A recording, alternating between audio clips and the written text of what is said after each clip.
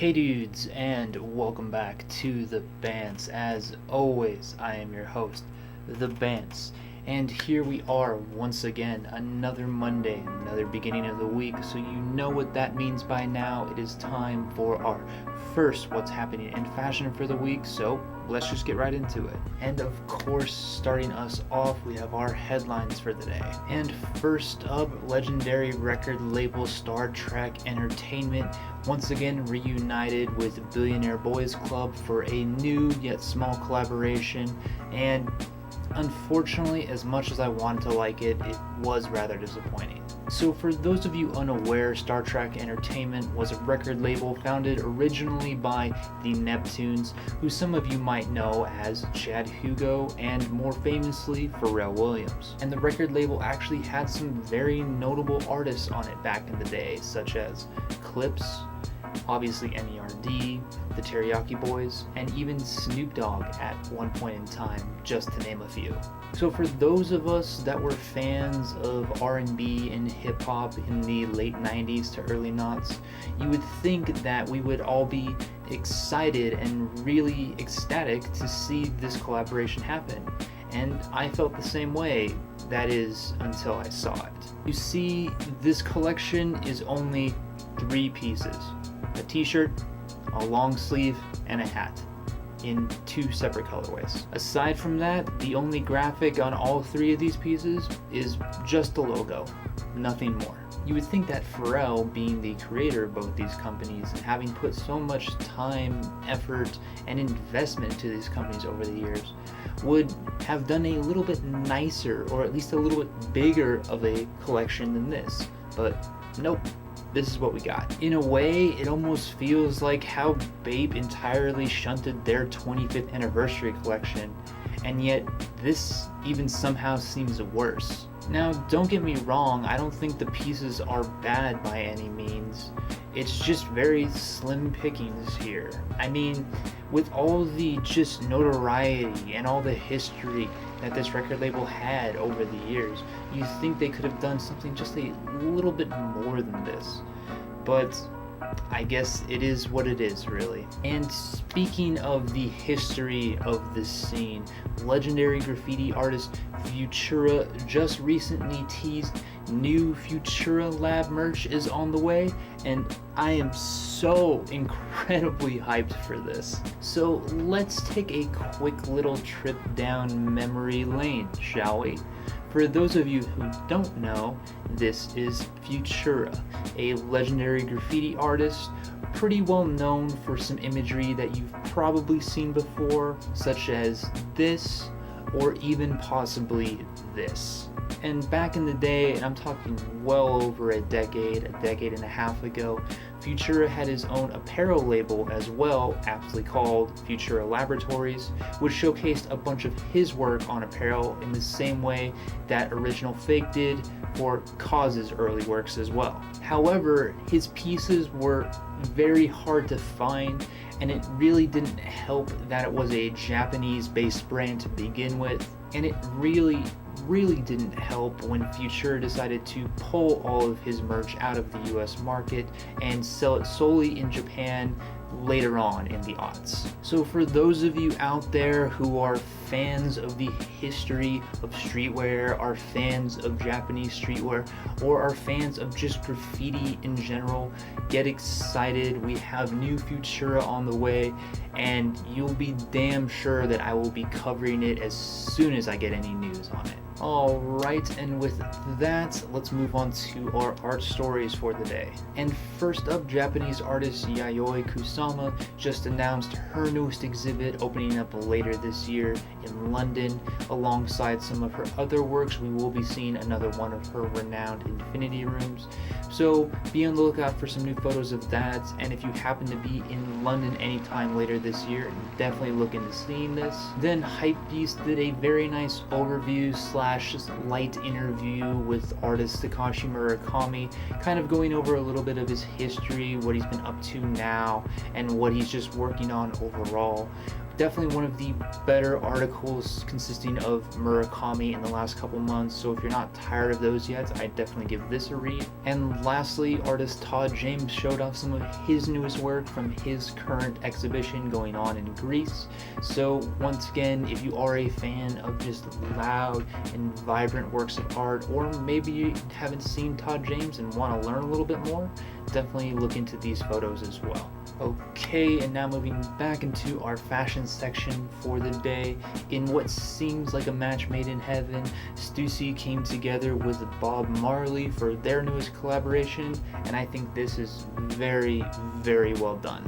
Now, starting off, even though this collection is only tops, it's only t-shirts and long sleeves, I still think they did a very nice job with it because there is a decent amount of differences in colors and styles and graphics. So being that this is only tops isn't really that big of a problem in my book. And going off of what I just said, there really is a lot of variety here. A lot of nice designs, a lot of nice graphics that really do a nice job of referencing different things that Bob Marley has done, be it different songs, albums, or just other things in his life in general. And the many different uses of tie-dye or wash colors in this collection really do help to make it feel very cohesive. This collection is definitely a must-have for any fans of Marley, any fans of reggae, or hell, even any fans of stoner streetwear in general. Then Japanese brand Magic Stick showed off their Fall/Winter 2018 collection, and I found it very, very interesting. There is a huge amount of different design ideas in this lookbook, as well as some very unique hybrid ideas as well.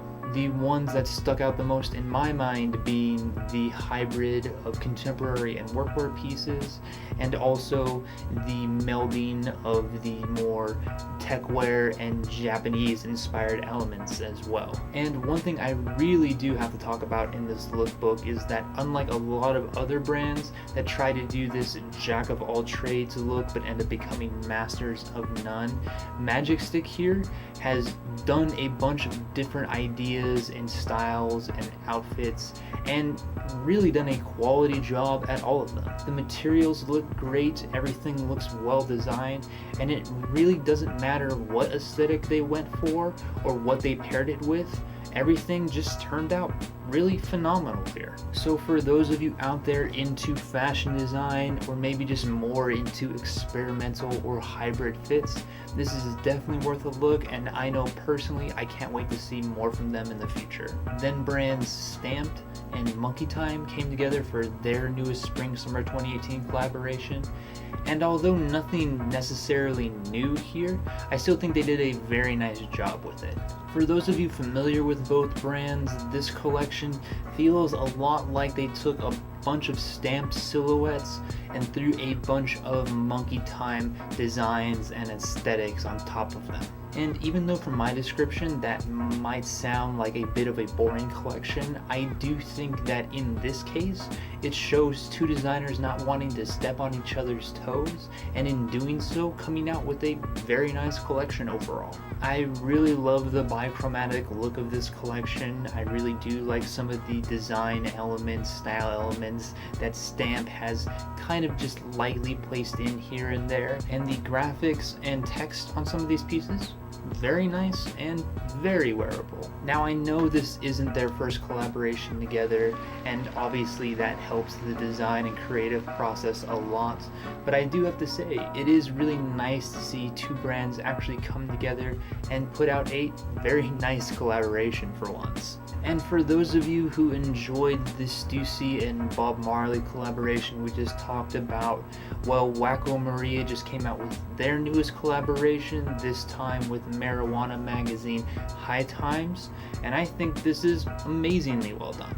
And just like with the Stussy collaboration, we definitely do see a bunch of different graphic tees here, but Wacko Maria definitely took it up a couple notches by adding so many more tops here as well. We're not just talking t-shirts, we're talking button-up short sleeves, we're talking pullovers, we're talking jackets, even varsity jackets. And for fuck's sake, they even did a knit, a big, bright, frosted knit with a giant marijuana leaf on the back. And when it comes down to it, the quality on these pieces is just superb.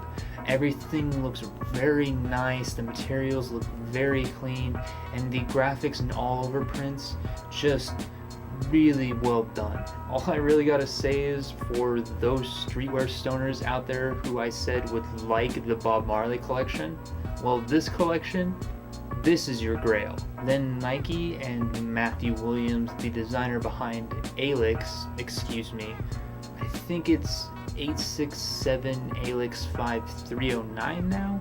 That sounds right. Came together for their newest collaboration, and I thought it was a good start. Now, obviously, when you have a team like Nike Lab and a designer behind a brand as technical as Alix, you're going to get at least a couple nice pieces and design ideas out into the world. And even though a lot of this collection, in my opinion, falls short, I do think that's exactly what they were able to do with some of the pieces. Now, we're only going to talk about the hybrid pant and the jacket here, mainly because the rest of the collection was very lackluster, but these two pieces, very well done. Although by far not the best tech pieces I've ever seen, I do really like a lot of the concepts here, a lot of the ideas, and I'm getting a lot of different vibes from companies I've already seen before. Take it or leave it as that being a good or bad thing. We see a lot of Junya and Porter influence in here, as well as a lot of Lab Rats influence in here, and who would have guessed we see a lot of Alix influence in here as well. And even though these pieces are good, they're not crazy good by any means, but I'm willing to take that with a grain of salt, mainly because this is the first collaboration the two are doing together. At the very least, I do have to say that seeing some of the concepts in these pieces, even though used before, haven't been used in a very long time, is somewhat refreshing, and if they are able to refine this a little bit more, then I'm looking much more forward to the next collaboration between the two. Okay, and finally, let's move on to our articles for the day. And first up, Division Road put out a very interesting piece detailing the styles and some of the style influencers of the Pacific Northwest, going over and talking to a couple of them, asking them about where they get their style from and how they mold it together. Really an interesting read if you're more into the Americana, heritage, and workwear scene, but even so, definitely worth checking out. Then Heddles did a very nice, albeit very brief, overview and history on Gore-Tex. And this is very important to learn about if you're a fan of tech pieces or even athletic pieces, and they do a nice job of also including some substitutes here as well. So if any of that is your vibe, then definitely check this out. And lastly, Sourcing Journal put out a very intriguing article on what US made denim means now that Cone Mills is gone, and they talked to some of these smaller powerhouses in the industry, and we really kind of get a bunch of different opinions here, from the good to the bad to what they're trying to do to help or what they're trying to do to still continue on.